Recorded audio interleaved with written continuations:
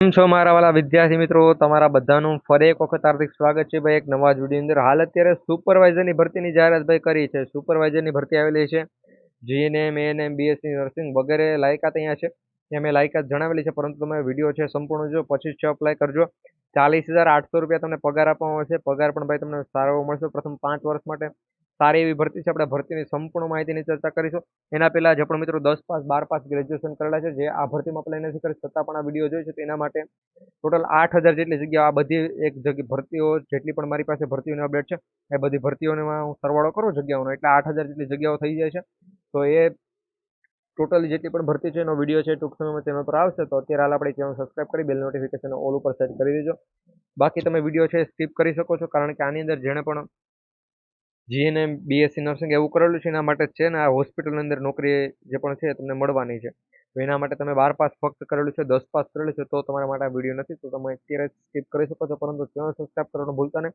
અને ડિસ્ક્રિપ્શનમાં છે ટેલિગ્રામ લિંક આપેલી છે, ત્યાં જોડેજો, કારણ કે વિડીયો પહેલા છે બધી અપડેટ હું તમને ત્યાં આપતો હોઉં છું. તો જોડાવાનું ભૂલતા નહીં. સમયને બગડતા મિત્રો આપણે આગળ વધીએ.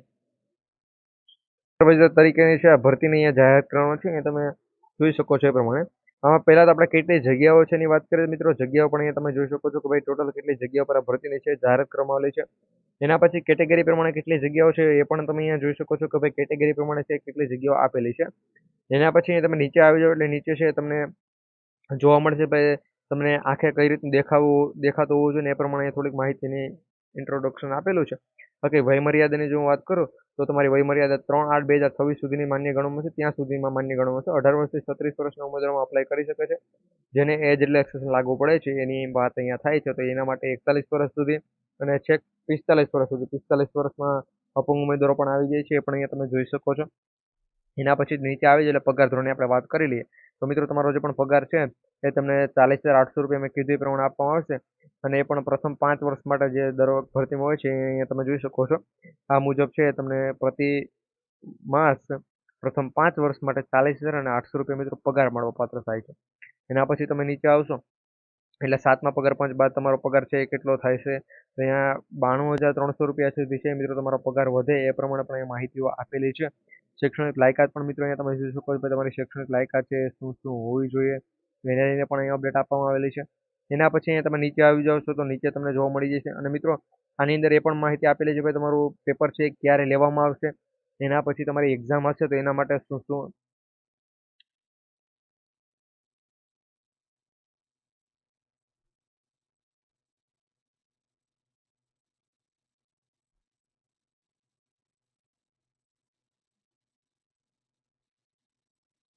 એના પછી મિત્રો અહીંયા તમે જોઈ શકો છો કે શૈક્ષણિક લાયકાતની માહિતી અહીંયા આપેલી છે.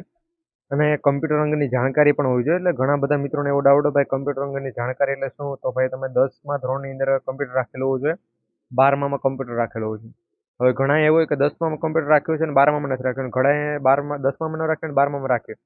એકમાં રાખેલું એકમાં ન રાખેલું, તમારી પાસે CCC નું સર્ટિફિકેટ છે હોવું જોઈએ. આ પ્રમાણેની અંદર છે તમે અપ્લાય કરી શકો છો. પછી નીચે તમે આવી જાઓ, અરજી કરવાની રીત આપેલી છે. તમારી અરજી છે એ 8મા મહિનાની 3 તારીખ સુધીમાં છે અરજી કરી દેવાની રહેશે. અને 7મા મહિનાની 20 તારીખથી એની અરજી કરવાની શરૂઆત છે થઈ ગઈ છે. એના પછી અરજી તમારે કઈ રીતે કરવી તે અહીંયા આપેલું છે. પોઝિશન સાઇટ પર જવાનું છે અને પછી તમારે શું કરવાનું છે તો ભાઈ બધા મિત્રોને ખબર જ હશે. ઓલમોસ્ટ તમે ઘણા બધા ફોર્મ પણ અપ્લાય કરેલા જ હશે.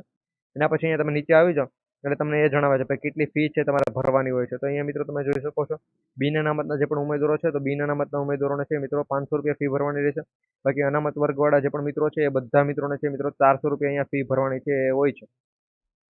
ફી ભરવાની છેલ્લી તારીખ પણ તમે જોઈ શકો છો. ફી ભરવા માટેની જે પણ છેલ્લી તારીખ છે એ આપેલી છે 6/8/2026 અને 24 કલાક સુધી. એટલે મિત્રો જો ત્યાં સુધી તમે ફી નથી ભરતા તો મિત્રો તમારું ફોર્મ છે એના પછી જો ફી ભરો છો અથવા તમે જાઓ છો તો ફી નહીં ભરાય અને તમારું ફોર્મ છે એ રદ થઈ જશે. પછી અહીંયા પરીક્ષા પદ્ધતિની પહેલા આપણે વાત કરીએ તો મિત્રો તાર્કિક કસોટી છે એના ટોટલ 30 ગુણ છે એ રહેવાના છે. અહીંયા પાર્ટ એ અને પાર્ટ બી ની અંદર તમારું છે એ હોય છે પેપર. તો અહીંયા જે પણ ગાણિતિક કસોટી 30 ગુણ, ભારતનું બંધારણ મિત્રો આપણે આના પહેલા જે પણ ભરતીની વાત કરી આસિસ્ટન્ટ એક્સ-રે આસિસ્ટન્ટ વાળી જે પણ ભરતી હતી જેનો પગાર છે તમને 2600 રૂપિયા મળે છે. એમાં પણ છે જ આ જ પ્રમાણનો મિત્રો આખો સિલેબસ છે એ આપવામાં આવેલો છે. તો ભાઈ એના માટે આપણી પાસે પીડીએફઓ પાછલા વર્ષોના જે પણ પેપરોને છે એ તમને ટેલિગ્રામ ઉપર આપી દઈશ. તો જો તમારે પણ મિત્રો એ પેપર જોતા હોય તો ડીએમ કરી દેજો મિત્રો. ટેલિગ્રામમાં ડીએમ છે કરી દેજો, ત્યાં છે તમને બધી માહિતી મળી રહેશે. પાર્ટ એ જે પણ રહેવાનો છે એમાં ટોટલ 90 પ્રશ્ન અને પાર્ટ બીમાં ટોટલ 120 પ્રશ્ન આમ કુલ છે 210 પ્રશ્નો રહેવાના છે. પાર્ટ એ તથા પાર્ટ બી સંયુક્ત રીતે ટોટલ 3 કલાક તમને આપવામાં આવશે. એટલે કે 180 મિનિટ છે તમને આપવામાં આવશે. એમસીક્યુની જેમ તમારે છે પૂછવામાં આવશે પ્રશ્નો. એમાં છે અહીંયા માઇનસ પદ્ધતિ પણ છે રાખવામાં આવેલી છે, એ પણ અહીંયા તમે જોઈ શકો છો. પરીક્ષાનું આયોજન મિત્રો અહીંયા જણાવેલું છે. પરીક્ષાનું આયોજન એના પછી અહીંયા તમે નીચે આવશે એટલે તારીખ અને બધી માહિતી પણ ઓલમોસ્ટ આપેલી જ છે. પરિણામ પ્રસિદ્ધ કરવાની તારીખોનું જો મિત્રો અહીંયા આપેલું છે તો આ પ્રમાણે છે એ માહિતી આપવામાં આવી. જો વિડીયો પસંદ આવે તો વિડીયોને લાઇક કરજો. ચેનલ પર ન હોય તો ચેનલને સબસ્ક્રાઇબ કરવાનું ભૂલતા નહીં. અને એની ઓફિશિયલ નોટિફિકેશન છે તમને ટેલિગ્રામ પર મળી જશે, તો ખાસ કરી તમામ મિત્રો છે ટેલિગ્રામમાં જોડાઈ જજો. ટેલિગ્રામમાં જોડાવા માટે લિંક વિડીયોના ડિસ્ક્રિપ્શનમાં આપેલી છે, જોડાવાનું ભૂલતા